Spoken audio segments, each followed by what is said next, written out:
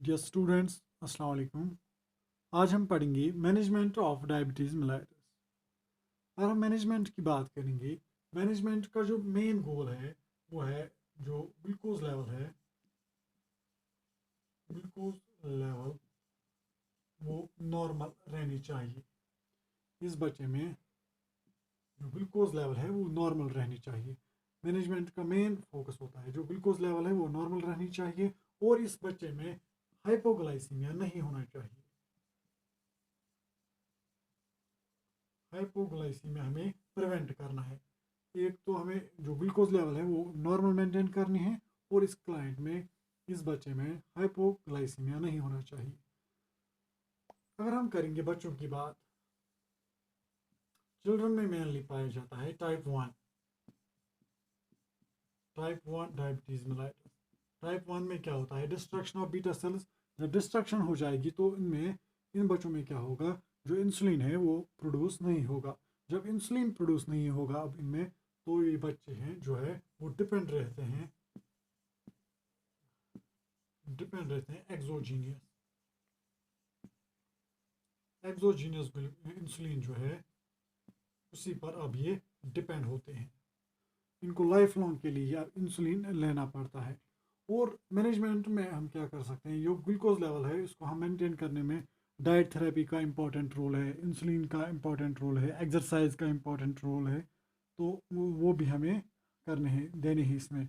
या इसके अलावा जो ये बच्चा है जिसमें डायबिटीज़ मेलाइटस प्रेजेंट होगा, इसके जो पेरेंट्स है इसके केयर में हमें पेरेंट्स को भी इन्वॉल्व करना है। पीडियाट्रिशियन, एंडोक्राइनोलॉजिस्ट या डायबिटिक नर्स एजुकेटर, उसको हमें इन्वॉल्व करना है। या डाइट्रिशियन जो है उसको भी इन्वॉल्व करना है। और फिजोलॉजिस्ट जो है, इन सब को हमें इन्वॉल्व करना है ताकि जो ये बच्चा है इसको प्रॉपर केयर मिल जाए। इसके बाद अगर हम बात करेंगे इंसुलिन की, इंसुलिन थेरेपी जो है, अगर हम इंसुलिन थेरेपी की बात करेंगे, यही डेफिनेटिव ट्रीटमेंट है डायबिटीज़ मेलाइटस का। डायबिटीज़ मेलाइटस का डेफिनेटिव ट्रीटमेंट है इंसुलिन थेरेपी।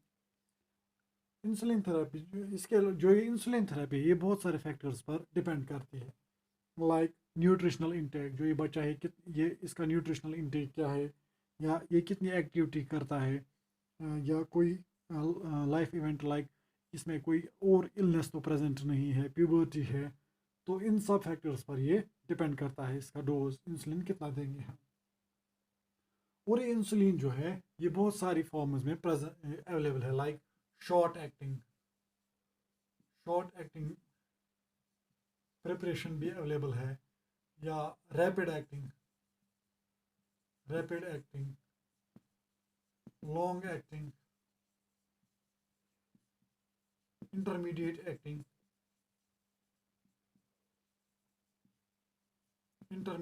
इन सारी प्रिपरेशन में इंसुलिन अवेलेबल है। और इंसुलिन थेरेपी कब देनी है हम इस बच्चे को, 2 टाइम्स ए डे, एक दिन में ये इंसुलिन 2 बार हमें इस बच्चे को देना है। That is before breakfast, breakfast से पहले और डिनर से पहले। इन 2 टाइम्स को हमें इस बच्चे में इंसुलिन थेरेपी देनी है। इसके अलावा जो ये पेरेंट्स हैं या चाइल्ड है, इसको हमें एजुकेट करना है अबाउट इंसुलिन थेरेपी। आपको इंसुलिन थेरेपी कहाँ पर देनी है, अराउंड द एब्डोमिनल साइट, हमें इनको साइड बतानी है किस किस साइड पर हमें दे सकते हैं। दैट इज एब्डोमिनल साइड, या आर्म्स पर दे सकते हैं, बुटॉक्स पर दे सकते हैं। और इनको हमें एजुकेट, जो पेरेंट्स हैं उनको हमें एजुकेट करना है, जो इंसुलिन इंजेक्शन आप कर रहे हैं बच्चों को, ये एक ही जगह पर नहीं करना है। हर दिन जो साइट है वो रोटेट करनी है।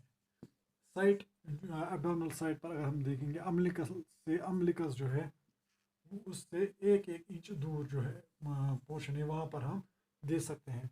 तो इसको हम पेरेंट्स को हमें एजुकेट करना है। अगर आप एक जगह एक दिन एक साइट यूज़ करते हो, दूसरी टाइम क्या करना है, दूसरी साइट पर इंसुलिन इंजेक्शन देना है, ताकि हाइपरट्रॉफी या एट्रॉफी जो सबक्यूटेनस टिश्यू है उसमें ना हो जाए। इसके मतलब इनको हमें एजुकेट करना है। इसके बाद आता है ग्लूकोज मॉनिटरिंग। अगर हम नॉर्मल जो ये है ब्लड ग्लूकोज लेवल जो है उसको मेंटेन रखने में ग्लूकोज मॉनिटरिंग एक इम्पॉर्टेंट एस्पेक्ट है, इसका इम्पॉर्टेंट रोल है। जो ये ग्लूकोज मॉनिटरिंग है, हम इससे क्या कर सकते हैं, जो इंसुलिन है, इंसुलिन का डोज हम इससे मेंटेन कर सकते हैं। कितना इंसुलिन देना है, ये ग्लूकोज मॉनिटरिंग की वजह से हमें पता लगेगा इसमें कितना ग्लूकोज, ब्लड स्ट्रीम में कितना ग्लूकोज अवेलेबल है। तो उससे हम क्या, जो इंसुलिन का डोज है वो उससे हम पता लगा सकते हैं कितना इंसुलिन का डोज हमें इसमें देना है। जो ये नर्स है इसको प्रॉपरली पता होना चाहिए, जो ग्लूकोज मॉनिटरिंग के बारे में इसको पता होना चाहिए। किससे करते हैं, ग्लूकोमीटर से हम करते हैं। इसको प्रॉपर पता, मतलब एजुकेशन होनी चाहिए कि ग्लूकोमीटर हम कैसे यूज़ करेंगे, तो कैसे हम ग्लूकोज मॉनिटरिंग कर सकते हैं। इसके बाद जो नर्स है ये एजुकेट कर सकती है पेरेंट्स को अबाउट ग्लूकोज मॉनिटरिंग। आप घर में किस तरह, कैसे इस बच्चे में ग्लूकोज मॉनिटरिंग कर सकते हैं, ताकि जो ये इंसुलिन का डोज है ये हमें पता चल सके इसमें कितना डोज देना है। तो इनको हमें बोलना है आप रेगुलरली ग्लूकोज मॉनिटरिंग करें।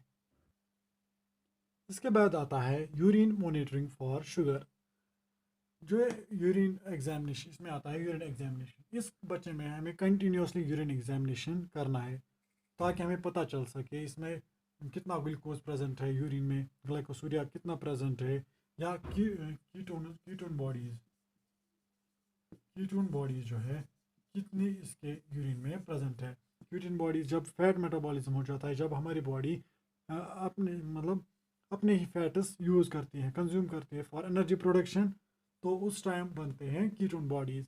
तो इससे ये हम पता लगा सकते हैं कितनी कीटोन बॉडीज़ एक्सक्रीट होती हैं, और हम फिर प्रॉपर स्टेप्स ले सकते हैं ताकि जो कीटो एसिडोसिस है उसको प्रिवेंट कर सके।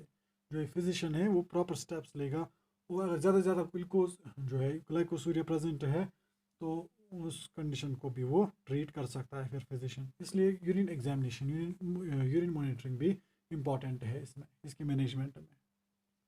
इसके बाद और एक एस्पेक्ट आता है, that is diet and meal plan. अगर हम डायबिटिक कंट्रोल की बात करेंगे, डायबिटिक कंट्रोल, जो डाइट थेरेपी है या मील प्लानिंग है, ये इम्पॉर्टेंट है फॉर डायबिटिक कंट्रोल के लिए ये भी इम्पॉर्टेंट है। जैसे कि पैथोफिजियोलॉजी में मैंने पहले बोला, इसमें इस डायबिटीज़ में क्या होता है, वेट लॉस हो जाता है, specially type 1 diabetes, junior diabetes बच्चों में क्या होता है, वेट लॉस हो जाता है। इसलिए हमें प्रॉपर डाइट देना है इनको, ताकि इनका जो वेट है वो प्रॉपर मेंटेन रहे, न्यूट्रिशनल स्टेटस इनका ठीक रहे। तो इसके लिए हमें इनको प्रॉपर डाइट देना है। इनको हम जो फैमिली है उनको हमें एक्सप्लेन करना है, इनको आप 55% जो है वो कार्बोहाइड्रेट दे दो। 55% इनको कार्बोहाइड्रेट मिलना चाहिए एक दिन में, 30% इनको मिलना चाहिए फैट, एंड 15% मिलना चाहिए प्रोटीन डाइट में। इसलिए जब भी मील प्लानिंग, डाइट प्लानिंग, इसमें हमें जो न्यूट्रिशनिस्ट है, डाइटिशियन जो है, उसको हमें कंसल्ट करना है, ताकि वो प्रॉपर प्लानिंग हमें बताए इस बच्चे में कौन सा डाइट कैसे देना है, ताकि इसका जो वेट है वो नॉर्मल मेंटेन रहे। इसके अलावा अगर किसी बच्चे में माइल्ड हाइपोग्लाइसीमिया प्रेजेंट होगा, उसको हम दे सकते हैं ऑरेंज जूस दे सकते हैं हम इनको, या जो शुगर क्यूब्स है वो हम दे सकते हैं, या इनको हम बोल सकते हैं आप हमेशा अपने साथ जो ग्लूकोज पाउडर है वो भी आप अपने साथ रख सकते हो, ताकि जब भी इसको लगे कोई मतलब साइंस ऑफ हाइपोग्लाइसीमिया लगेंगे तो वो कंज्यूम कर सकता है, और जो ग्लूकोज लेवल है वो मेंटेन रहेगी उस टाइम। इसके बाद आता है एक्सरसाइज। अगर हम नॉर्मल चिल्ड्रन की बात करेंगे या डायबिटिक चिल्ड्रन की बात करेंगे, जो एक्सरसाइज है या प्ले है इसमें कोई डिफरेंस नहीं। जो नॉर्मल बच्चा कोई भी खेल खेल सकता है, डायबिटिक पेशेंट भी वो खेल खेल सकता है, लेकिन इसमें एक खास ख्याल रखना है, पेरेंट्स को एजुकेट करना है, इनको वो खेल नहीं खेलने देना है या कोई एक्सरसाइज वो नहीं करनी देनी है जिससे इनको जो है कोई इंजरी हो जाए, बिकॉज इसमें जो वोंड हीलिंग है वो डिलेड होती है। तो ये कोई भी एक्सरसाइज कर सकते हैं, इसलिए इसके अलावा एक्सरसाइज के दौरान हम इनको लाइट स्नैक्स दे सकते हैं ताकि इनमें हाइपोग्लाइसीमिया ना हो।